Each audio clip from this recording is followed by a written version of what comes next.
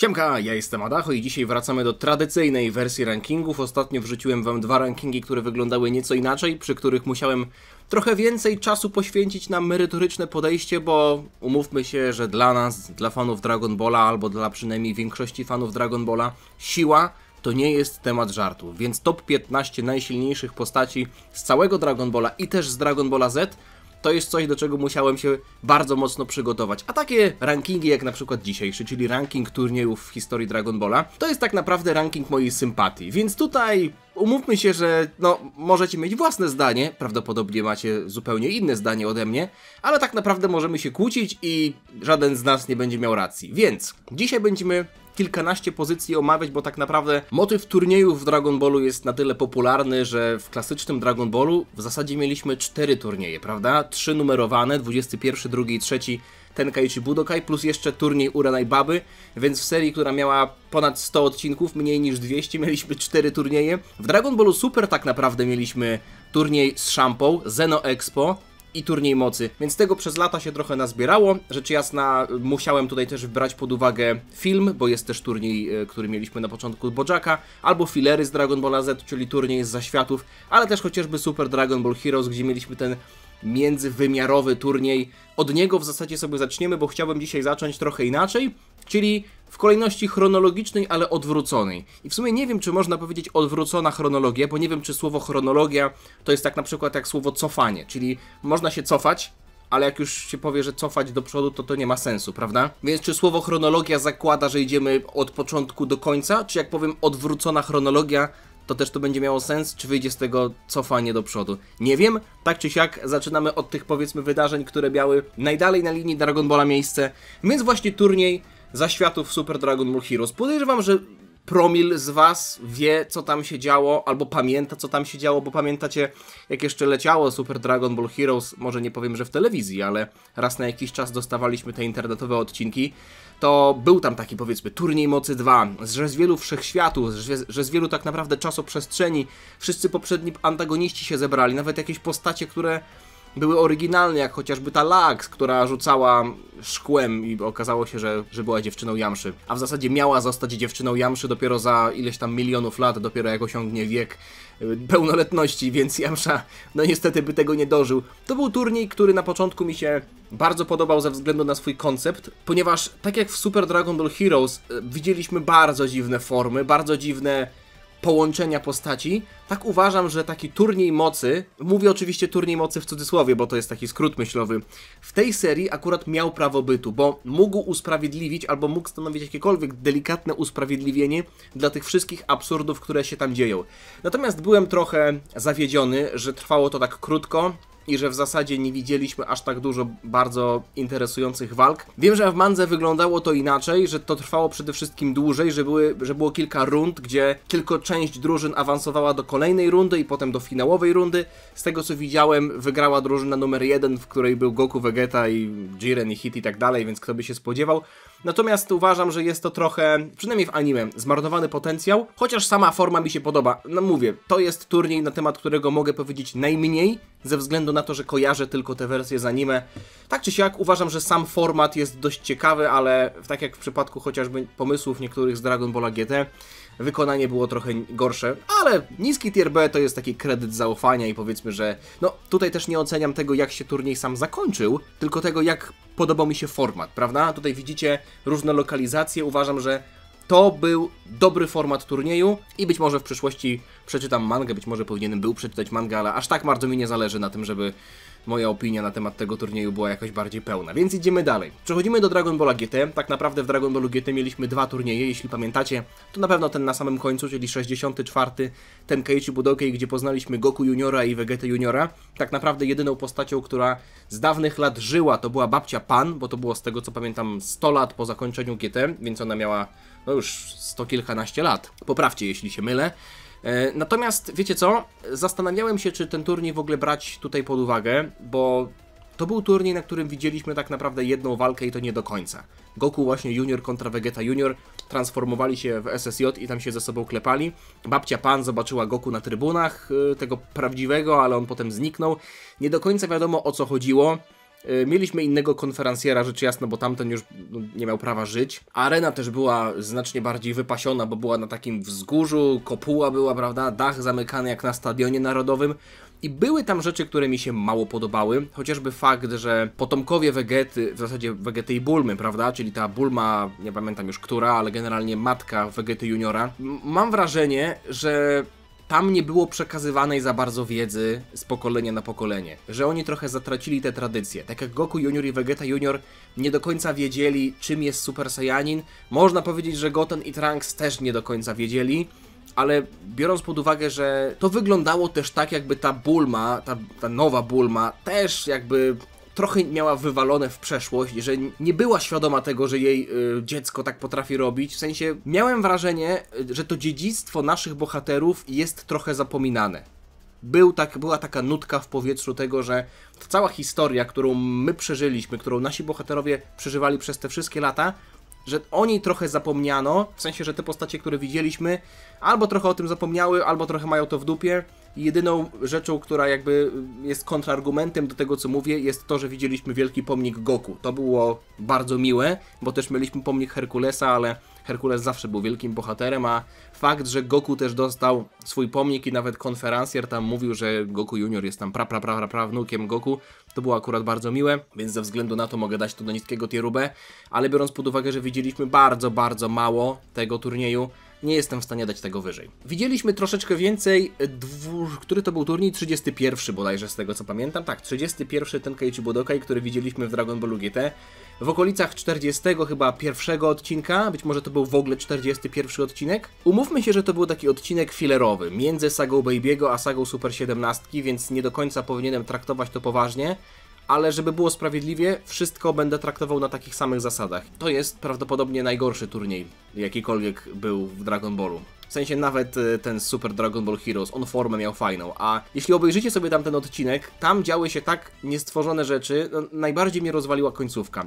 Goku dał się wrobić Herkulesowi, że teraz jest brany pod uwagę wzrost, więc musi brać udział w dywizji młodzików i jak już trafił do finału z jakimś totalnym leszczem, to Vegeta wbił przez bramę i mówi mu: Kakarot, bij się ze mną! A Goku mówi: co? Vegeta, co ty tu robisz? No nie? I wtedy ten leszczyk wykorzystał ten moment i wykopał Goku za arenę. I w zasadzie to nawet chyba było jeszcze tak, że Goku się utrzymał przez chwilę ogonem na arenie, ale tamten chłopak zaczął go tam, wiecie, uderzać czy tam kopać i Goku w sumie finalnie spadł, no nie? I Vegeta powiedział, że to jest bardziej niż żałosne, a potem widzieliśmy Vegetę, który za rogiem, nikt go nie widzi, a on bije po prostu pięściami zezłoszczony w ścianę i mówi: ach, przeklęty Kakarot. O kurwa, o co tam chodzi, nie? O co tam chodzi? Jedyny plus był taki, że jak Papaya Man, czyli Ub, walczył z Herkulesem, to głos w głowie powiedział Ubowi, że nie można pokonać Herkulesa, bo ludziom będzie przykro.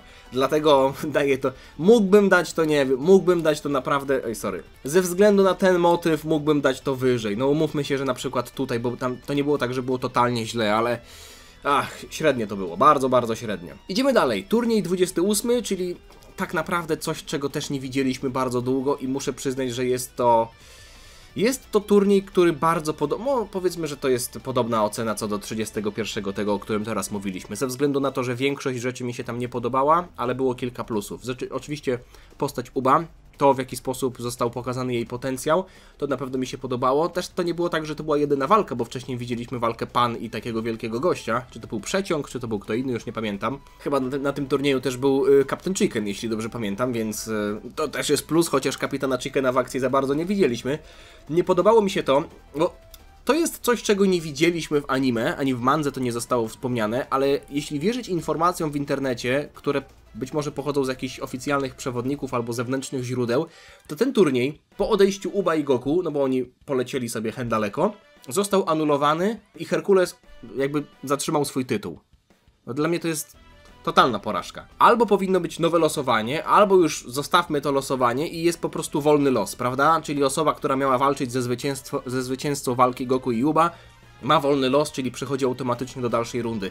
nie powinno być tak, że ze względu na to, że są dwie osoby, które nie chcą brać udziału w turnieju, cały turniej jest anulowany. Przecież Herkules mógłby tak naprawdę opłacić dwie osoby, które będą razem walczyć i w ten sposób one anulują cały turniej i Herkules zostaje mistrzem i one się dzielą nagrodą. Bez sensu totalnie. Sama końcówka Dragon Balla Z też mi się nie podobała, bo to odlecenie Goku powiedział, że on będzie z nim teraz mieszkał. No, nie no, już wiele razy o tym mówiłem.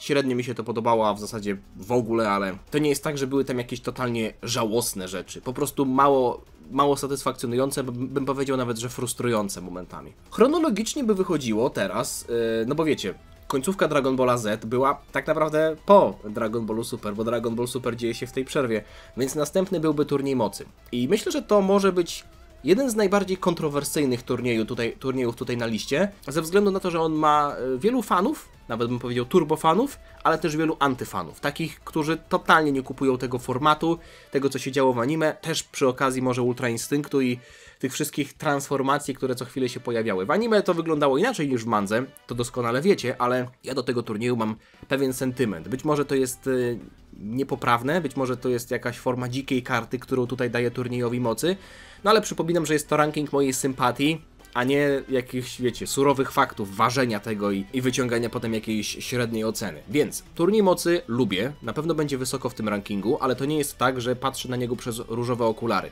Podobało mi się to, jak emocje były trzymane w tym turnieju. Rzecz jasna, mówię tutaj o całym turnieju, raczej staram się patrzeć na wersję z anime, mimo tego, że powinienem patrzeć na wersję z mangi, ale obie wersje tak naprawdę mają te same trzony fabuły. I bym powiedział nawet, że wersja z mangi, jeśli chodzi o takie głupotki, to mogłaby być wyżej. Ale mi bardziej podobała się wersja z anime, ze względu po prostu na to, że takie momenty jak pierwsza transformacja Goku w Ultra Instinct, albo walka z Keflą, albo wypadnięcie Vegety, albo w ogóle walka Vegety z Jirenem, to było coś, co bardziej się chłonie w anime, ze względu na dźwięki, na muzykę, animację i tak dalej. Nie muszę wam tego tłumaczyć, przynajmniej większość pewnie ludzi tak ma, że anime chłonie bardziej niż mangę. Ale największym minusem tego turnieju było to, że poznaliśmy bardzo dużo osób, bardzo dużo nowych wojowników i większość z nich tak naprawdę nic nie znaczyła. Więc forma tego turnieju z jednej strony była ciekawa, bo do tej pory nie mieliśmy czegoś takiego i nie było wiadomo się czego spodziewać, ale z drugiej strony to było jednocześnie trochę przekleństwo, bo nie było opcji, żeby 80 typa dostało czas antenowy, więc było bardzo dużo wojowników, którzy mieli fajne designy, jak na przykład Chapil, chyba z 9 Wszechświata, i on po prostu odpadał, pewnie dlatego, że miał jeden z bardziej skomplikowanych designów, więc animatorzy musieli go wyrzucić na samym początku. Trudno, nie podobało mi się to akurat. Były też wolniejsze momenty, takie jak Vegeta walczący z Katopeslą, czy w ogóle cała akcja z Ribrian, czy tymi wojownikami z drugiego Wszechświata, ale końcówka Turnieju Mocy, myślę, że wszystkie te elementy zrekompensowała, jak już został 7 i 11 Wszechświat, to naprawdę się to bardzo dobrze oglądało, ze względu na to tier A, ale nie najwyższy, powiedzmy, że taki wysoki tier A. Turniej, który poprzedzał bezpośrednio Turniej Mocy, to był ten turniej pokazowy dla Zeno, czyli popularnie mówiąc Zeno Expo.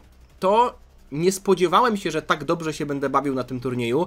W mandze wyglądało to inaczej, bo tam Goku oczywiście też walczył z Toppo, ale wcześniej to bogowie zniszczenia mieli takie battle royale. W anime wyglądało to inaczej, bo mieliśmy walkę Gohana z Lavenderem, Buu z Bazylem, no i Goku oczywiście z Bergamo. Wyglądało to inaczej i ten turniej podobał mi się ze względu na to, że mogliśmy zobaczyć po latach Gohana w prawdziwej walce i Buu w prawdziwej walce. Wydaje mi się, że nawet walka Buu z Bazylem podobała mi się najbardziej z tych wszystkich. Oczywiście, Goku tam odpalał Kaiokena przeciwko Bergamo i mieliśmy zalążek tego, co Goku tak naprawdę potrafi, ale i to zostało przerwane. W zasadzie to walka potem z Toppo została przerwana. No ale ten moment walki z Buu, kiedy Buu też robi Kamehameha, kiedy się zaczyna walczyć na poważnie, kiedy się denerwuje, podobało mi się to. Dostaliśmy też w tamtym momencie fajne soundtracki. Generalnie też stamtąd pochodzi soundtrack, którego chyba najwięcej razy użyłem w historii mojego kanału, czyli Frantic Battle. Ten moment, w którym Buu walczył z Bazylem, to jest moment, w którym pierwszy raz w Dragon Ball Super był ten soundtrack.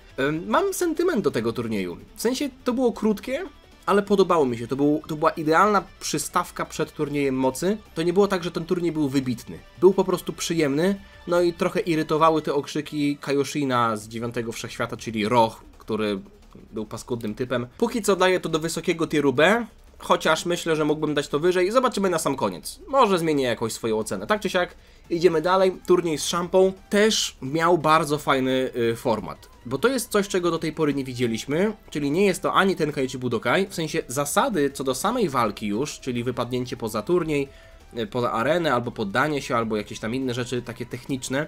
To jest coś, co nawiązuje do Tenkaichi Budokai. Mamy tutaj walkę drużynową, czyli nadal troszeczkę jak w turnieju mocy, mimo wszystko nadal 1 na 1 i wygrany przechodzi dalej. Więc takiego turnieju poza turniejem Ura Naibaby nie mieliśmy, tylko że turniej Ura Naibaby był troszeczkę inny, bo tam zmieniało się miejsce walki, prawda? Oni na początku walczyli, Goku z Devilmanem walczyli w pomieszczeniu, Mumia bodajże z Yamshą walczyła na takiej belli, która wisiała nad lawą, potem dopiero oni wyszli na zewnątrz, więc te zasady turnieju bardzo mi się podobały. Myślę, że były dość sprawiedliwe. Natomiast sam przebieg turnieju pozostawiał mi już sporo do życzenia. Zdenerwowało to, że Bull nie wziął udziału w turnieju, mimo tego, że mieliśmy już wtedy okazję zobaczyć go po latach. Piccolo został totalnie zeszmacony, w anime troszeczkę mniej niż w mandze. W mandze został bardzo źle potraktowany. Potem kilka walk Vegety, ale w anime walka, tak naprawdę no jeszcze mieliśmy walkę Goku z Botamo, potem przegrał z Frostem przez tę truciznę, potem Vegeta wygrał z Frostem, wygrał z Magettą, wygrał z Kabbą, walczył z Hitem, został totalnie zeszmacony w walce z Hitem, więc było kilka takich drobnych momentów, które mogły się podobać, chociażby, no nie wiem, to jak Vegeta uczył Kabbę transformować się w SSJ, no albo chociażby końcówka walki Goku i Hita, prawda? Chociaż to też ja miałem trochę niesmak, że Goku na początku walczy z Hitem w bazowej formie i przewiduje jego ruchy, a Vegeta tak sromotnie przegrał w Super Saiyanie Blue. Ale okej, tak czy siak, turniej z szampą, jeśli chodzi o format, jeśli chodzi o przebieg, już trochę gorzej, mimo wszystko raczej na drobny plus, więc wysoki tier B. Też podobał mi się twist z tym, że Hit tak naprawdę miał dostać ten sześcian szampy, że oni walczyli na 7. super smoczej kuli, więc tam było kilka takich zewnętrznych czynników, które dodawały trochę pikanterii do tego turnieju.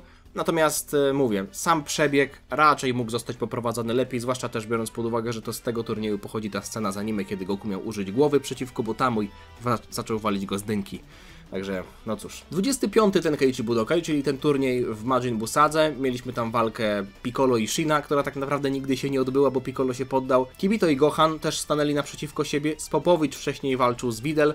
No i Goku miał walczyć z Vegetą, więc teoretycznie można byłoby dalej zaliczyć walkę Majin Vegety i Goku jako walka turniejowa, ale nie wiem, czy to będzie sprawiedliwe. Zresztą, turniej miał o tyle duży plus, że on potem dalej trwał, prawda? Więc mimo tego, że tam się dużo rzeczy działo, on został kontynuowany. Herkules go wygrał ze względu na to, że 18 mu się podłożyła w zamian za nagrodę. Ale ta walka 18 przeciwko Gotenowi i Trunksowi, którzy byli ukryci jako Mighty Mask, przebrani za Mighty Maska. Potem jeszcze był turniej młodzików, ale umówmy się, że ta walka Gotena i Trunksa jakoś tak nie zapadła mi szczególnie w pamięć. Ta walka 18 i Mighty Maska była przez chwilę ciekawa, ale najciekawsze rzeczy po prostu działy się na początku. I kiedy mieliśmy tę intrygę związaną z Yamu, z Popowiczem, Shinem i Kibito, którzy nie wiadomo kim byli, potem się dowiadywaliśmy powolutku, że to są bardzo ważne osoby, potem się dowiedzieliśmy, że to są bogowie, a potem, że to jeszcze są bogowie bogów, prawda? Czyli Kaioshini. Podobało mi się to bardziej na początku, ale też na plus w tym turnieju jest to, że te turbulencje nie sprawiły, że turniej się zakończył jakimś odwołaniem, tak jak w przypadku tego turnieju 28, gdzie mieliśmy Uba. Chociaż mówię, no to jest coś, czego być może nie powinienem brać pod uwagę, bo to nie padło nigdy w mandze, ale tak czy siak ten 28 turniej z Ubem to było coś, co zobaczyliśmy przez chwilę, a potem się urwało, więc trudno tutaj więcej ciepłych słów powiedzieć na jego temat. Mimo wszystko ten turniej z Majin Busagi wspominam dobrze, pierwszą połowę lepiej niż drugą, natomiast to jest nadal solidny tier A. Nie było tam takich wybitnych momentów, chyba że traktujemy walkę Majin Vegety i Goku jako nadal walkę turniejową, jako taki wybitny moment, ale turniej mocy miał więcej bardzo jasnych punktów. No i format też był po prostu ciekawszy, chociaż no też trochę twórcy sobie tym formatem związali ręce, ale o tym już powiedzieliśmy. Turniej Zaświatów. Tam już mieliśmy typowy format Tenkaichi Budokai, tylko że troszeczkę inny, bo być może trochę za szybko, ale przejdę do tak naprawdę zakończenia walki finałowej. Goku i Paikuhan przegrali przez to, że dotknęli stopami sufitu, który też był brany pod uwagę jako teren poza areną, więc na ziemi czegoś takiego nie było, bo rzecz jasna turniej był pod gołym niebem, więc nie było tam sufitu, ale podobało mi się to, że zobaczyliśmy tam wielu zawodników, między innymi Froga, ale też Olibu, czyli takiego blondyna, który przypominał takiego, powiedzmy, prawdziwego Herkulesa, to był ziemski wojownik. Widzieliśmy też taką gąsienicę, albo takiego gościa z taką płetwą na głowie, takiego rybieka, więc designy tamtejszych postaci były ciekawe, mieli oni interesujące techniki, co prawda te walki były dość krótkie, to nie było tak, że oglądaliśmy walki jakichś dwóch no-name'ów przez dłuższy czas, tylko tam dwie wymiany ciosów i tyle. Walka Paikuhana z Goku w finale też miała potencjał, natomiast to, co ja tutaj bardziej doceniam, to jak ten turniej wyglądał. Że w zaświatach mieliśmy wojowników z różnych galaktyk, że zobaczyliśmy chociaż trochę innych wojowników, że każdy miał swoją walkę, że nie było skipowania tych walk, nawet jeśli one trwały krótko, to zobaczyliśmy przynajmniej chwilę, jak, wiecie, Frog mógł nadmieć się i mimo tego, że on tam swoją walkę przegrał, bodajże już ćwierćfinałową, to przynajmniej mieliśmy okazję zobaczyć te postacie w akcji. To był krótki turniej, zobaczyliśmy też przez chwilę Super Kaiokena, to trwało dosłownie sekundę, ale nadal uważam, że jest to turniej z fajnym potencjałem, no i też była walka o coś, prawda? O turniej, o szkolenie u Grand Kaio, więc podobał mi się zamysł, podobał mi się klimat tamtego turnieju, podobało mi się to, że zobaczyliśmy innych wojowników, generalnie jestem za, mimo tego, że tak naprawdę przebieg nie był jakoś szczególnie emocjonujący, to mam do tego turnieju jakąś sympatię, chociaż teraz sobie tak myślę, że chyba zamienię ten turniej i Xeno Expo miejscami, czyli Xeno Expo wskoczy na końcówkę tieru A turniej zaświatów wskoczy do wysokiego tieru B, bo mimo wszystko przebieg też jest trochę ważny, ale ciepło wspominam nadal te parę odcinków tej sagi fillerowej w zaświatach. Turniej w filmie z Bojackiem. Największym plusem chyba tego turnieju było to, w jakim miejscu on się odbywał, bo na początku mieliśmy prześliczną arenę, mieliśmy walkę w ogóle Ten Shinhana i Future Trunksa. Myślę, że nie było innych okazji w przeszłości, żeby zobaczyć walkę. Nawet nie powiedziałbym, że tak egzotycznych postaci, ale w ogóle tak egzotyczną walkę. Future Trunks jako Saiyanin już po Sadze Cella walczy z Ten Shinhanem. Widzieliśmy też walkę Krillana i Piccolo, ale Piccolo zrezygnował, jak Krillan tam zaczął próbować w żałosny sposób atakować, więc powiedzmy, że przebieg początkowy tego turnieju nie był jakoś szczególnie imponujący, zwłaszcza, że Ten Shinhan też nie nawiązał jakoś szczególnie walki z Trunksem. Ten Shinhan przegrał tę walkę.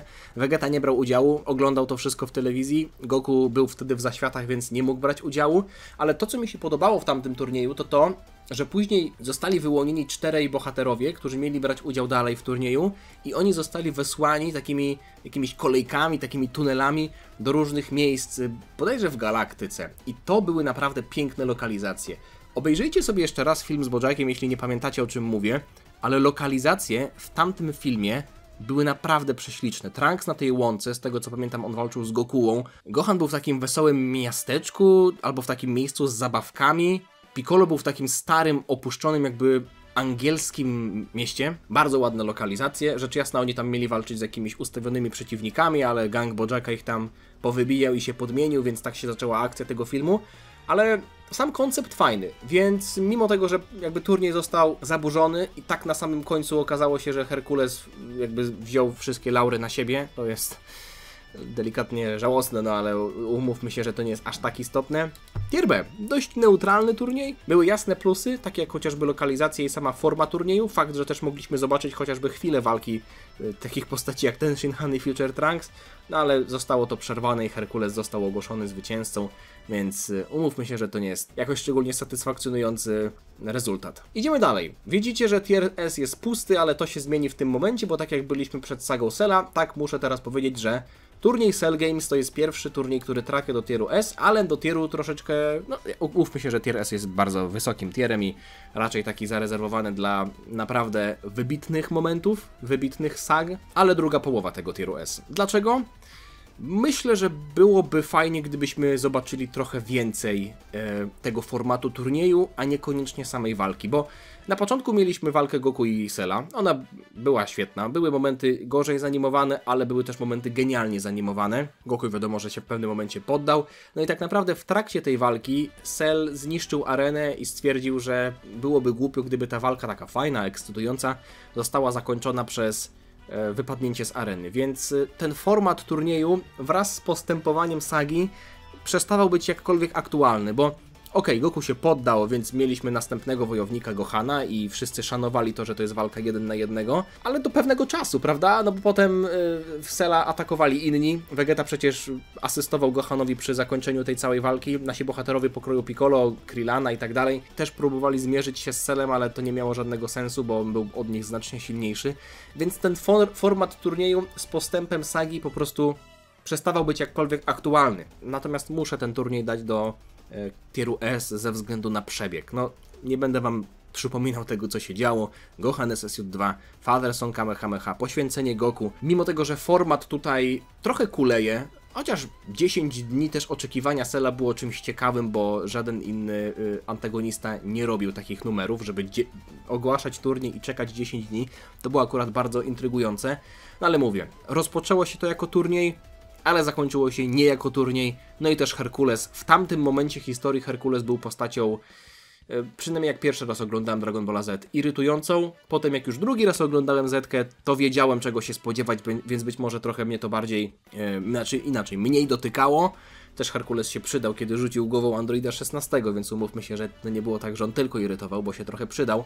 No ale mówię, mało osób tak naprawdę miało okazję oficjalnie walczyć w tym turnieju, bo z Cellem tak oficjalnie to walczył tylko Goku, a potem Gohan. Ale okej, tier S. No i teraz wracamy do klasycznego Dragon Balla, bo mówię, idziemy w takiej odwróconej chronologii, czyli turniej 23, czyli ten, w którym Goku był już nastolatkiem i w zasadzie takim już wyrośniętym nastolatkiem, bo na początku też był nastolatkiem, ale walczył z Piccolo Juniorem.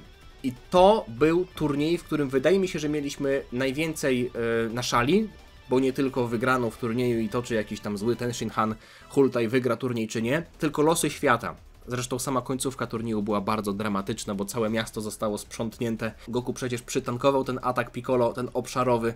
No i potem końcówka walki, kiedy miał 2 ręce wyłączone, 2 nogi złamane i Bukujutsu, czyli sztuka lewitacji, zaskoczyła nas wszystkich. Ten przebieg turnieju był o tyle niesamowity, nawet sam finał tak naprawdę ciągnął ten turniej, ale to nie było tak, że sam finał był genialny, bo o poprzednich walkach też wspomnę. Przebieg finału był tak brutalny, tak zaskakujący, tam były naprawdę zwroty akcji, które polegały na technikach, a nie na tym, że ktoś nagle znajduje w sobie jakąś moc z dupy, prawda, że nie używałem pełnej mocy albo że się transformuję. To był moment jeszcze w Dragon Ballu, kiedy sztuka lewitacji, czyli latanie w ogóle mogło zaskoczyć, kiedy jakieś ki-blasty mogły zaskoczyć, kiedy w ogóle kontrola nad ki mogła zaskoczyć, a nie tylko transformacje. Finał był genialny, zwłaszcza końcówka, ale walki, ja sobie przeczytałem ten turniej wczoraj w mandze. Panele podczas walki bodajże Krillana i Piccolo to były jedne, jeśli nie najlepsze w ogóle panele, jakie kiedykolwiek widziałem w Dragon Ballu. Pokażę wam tutaj kilka takich paneli, o których mówię. To, w jaki sposób Toriyama rysował dynamikę, perspektywę, ułożenie tej kamery, prawda? Zaginanie, powiedzmy, tej przestrzeni w taki sposób, że mieliśmy wrażenie taki był efekt rybiego oka. Może nie do końca rybiego oka, ale generalnie takiej bardzo dynamicznej perspektywy. To jest absolutne mistrzostwo. Uważam, że to był totalny pik Toriyamy, w sensie po angielsku pik, bo po polsku pikować to może na przykład jastrząb, jak atakuje gołębie. Szczyt formy, genialnie to wyglądało. Także wysoki tier S. Powiedziałem tylko o 2 walkach, ale wiecie, tam był cały wątek z Kamim, który wziął ciało Shena. Tenshin Han też walczył z cyborgiem Tao, więc tam było dużo takich walk, które polegały na poważnych sprawach, a nie tylko na żartach, bo 22 ten Kaichi Budokai, o którym teraz będziemy mówić, to jest turniej, który miał bardzo dobre walki. Walka Goku i Tenshin Hana była świetna. Tam było dużo też zwrotów akcji. Tenshin Han odbijający Ki-Blasta, potem Kikoho, potem to spadanie ich wspólne. Goku, który się odpychał jeszcze Kamehameha, żeby spadać, że tak powiem, wolniej, żeby spaść drugi, ale potem wpadł na ciężarówkę. Przebieg walki był bardzo dobry, mówię o finale, ale mimo wszystko uważam, że zakończenie trochę antyklimatyczne albo mało satysfakcjonujące. Może nie antyklimatyczne, bo był klimat, ale niesatysfakcjonujące, bo Goku przegrał niesłusznie. W sensie fakt, że tam jechał bus i akurat uderzył Goku, to był przypadek. Było tam mimo wszystko więcej świetnych walk. Yamcha i Tenshin Han, bardzo brutalna walka, to w jaki sposób się zakończyła było genialne. Krillan i Chaozu, to też była walka, która na początku wyglądała bardzo fajnie, bo mieliśmy Chaozu spamującego do Donpę, w ogóle technika telekinezy, chociaż końcówka była już bardziej gagowa, bo była tam ta kwestia matematyki i Chaozu musiał używać palców, żeby liczyć na palcach. ale było tam też walk sporo takich, które miały zabarwienie czysto gagowe. Łakowilk, czyli ten Menwolf, wilkołak, ale łakowilk, który walczył z Roshim i miał do niego pretensje, że ten zniszczył księżyc, ale potem głowa Krillana służyła mu za księżyc, więc się zmienił z powrotem w człowieka. Z tego co pamiętam, był tam jeszcze Pamput, więc było kilka takich mniej istotnych walk. No i jeszcze nie wspomniałem o Chichi. Chichi była na 23. Tenkaichi Budokai, to też był fajny wątek, mimo tego, że trochę można było to obrócić w żart, to był nadal ważny dla fabuły wątek, no nie w stylu Łakowilka, który się pojawił i potem znikł i go nie było dalej w historii, więc wątek Chichi też był ważny i jest na plus dla 23. Tenkaichi Budokai. Ale postacie Tenshinhana i Chaozu, zwłaszcza Tenshinhana, który nie chciał, żeby Chaozu i Żuraw pomagali mu w walce, to było fajne, bo można było tego antagonistę lubić. Mimo wszystko mówię, końcówka trochę na minus, plus fakt, że mieliśmy więcej trochę gagowych walk. Miejsce za 23. Tenkaichi Budokai. Także idziemy dalej. Turniej Uranai Baby. Tak jak mówiłem, format bardzo fajny, ale tam też bardzo duże nastawienie na żarty, bo to jak wiecie, Krillan bulmie bluzkę i Roshi krew z nosa na niewidzialnego przeciwnika, który walczył z Yamshą. Tam było sporo takich momentów, które były gagowe. Albo chociażby jak był Dracula, czy to był Dracula, któremu Upa pokazał krzyż. To było akurat żartobliwe, ale końcówka tego turnieju. Bo te poprzednie walki w stylu Devilmana, który atakował Goku, ale Goku nie miał zła w sercu, to było takie przyjemne, ale umówmy się, że nie jakoś wybitnie trzymające w napięciu, no nie? To zostało obrócone w taki pół żart, ale końcówka turnieju, czyli walka z dziadkiem Gohanem, to jest zdecydowanie najjaśniejszy moment tego turnieju i kiedy dziadek Gohan zdejmuje maskę i Goku zaczyna płakać i rzuca się mu na szyję, to jest naprawdę jeden z najbardziej wzruszających momentów w całym Dragon Ballu, mimo tego, że nikt nie umarł, prawda? No, dziadek Gohan już jest martwy, także jest to możliwe, żeby w Dragon Ballu umrzeć jak ma się aureole, ale wiecie o czym mówię. Nikt w tamtym momencie nie umarł, po prostu mieliśmy ponowne spotkanie po latach dziadka Gohana i Goku, to było bardzo wzruszające i też cieszę się, że zobaczyliśmy tę postać. Mówię tutaj o dziadku Gohanie, prawda? No bo Dragon Ball się tak naprawdę zaczął w momencie, w którym już dziadka nie było. Tier A. No i ostatni turniej na tej liście, a pierwszy jeśli chodzi o kolejność w Dragon Ballu. Wiadomo, były turnieje pokroju 24, Tenkaichi Budokai, który wygrał Herkules, kiedy mieliśmy tam tego starego z Popowicza. To był tak naprawdę pierwszy turniej, który wygrał Herkules i tam się zmieniły wtedy zasady. Albo turnieje pokroju 29 i 30, których nie widzieliśmy, albo kiedyś w przeszłości, jak jeszcze Devilman wygrywał 2 razy. Umówmy się, że na temat tych turniejów bardzo mało jest informacji i trudno je tutaj rzetelnie ocenić, więc przechodzimy do ostatniego turnieju, czyli 21 Tenkaichi Budokai. Walka finałowa też rewelacyjna. Podobało mi się to, że ona bardzo długo trwała, że zdążył się zrobić wieczór, mówię tutaj o Goku i Jackie Chunie. Mimo tego, że były tam poważne sceny, czyli Goku zmieniający się o Zaru, Jackie Chun niby zabijający Goku, ale tak naprawdę niszczący księżyc, to finał całego turnieju, czyli to wstawanie i powiedzenie, że się wygrało, to zostało obrócone w żart, plus dużo było takich żartobliwych walk wcześniej. Krillan i Bacterian. Z tego co pamiętam, to też na tym turnieju była Ranfan, czyli ta kobieta, która walczyła z Jackie Chunem. Goku kontra Jiran, czyli ten taki smok, prawda? Były tam momenty, które mogły się podobać. Oczywiście, rzecz jasna, to jest cały turniej, który bardzo mocno stawiał na sztuki walki, ale mocniej zdecydowanie też na takie żartobliwe podejście. Goku, który latał za pomocą takiego helikopterka, który zrobił sobie z ogona, to na pewno jest na plus, ale tutaj nie było tak naprawdę głupio powiedzieć, że nie było żadnej stawki tak naprawdę, no bo zwycięstwo w Tenkaichi Budokai jest czymś wielkim, ale nie było antagonisty w tamtym całym turnieju, prawda? Bo mieliśmy Namu, Ranfana, Jirana. Tak na dobrą sprawę to wiedzieliśmy, że Roshi pod przykrywką wejdzie do turnieju i kto wygra, to wygra, ale myślę, że w tamtej sadze nie był potrzebny antagonista, ale trochę mimo wszystko te turnieje z antagonistami, albo antagonistą takim jak Tenshinhan, który był honorowy, albo takim już totalnym villainem z krwi i kości, czyli Piccolo Juniorem, one wypadały po prostu lepiej. Więc tak się prezentuje moja tier lista. Jak widzicie, klasyczny Dragon Ball Sweep, po prostu wszystkie 3 turnieje na 3 miejscach, 23, 22 i 21.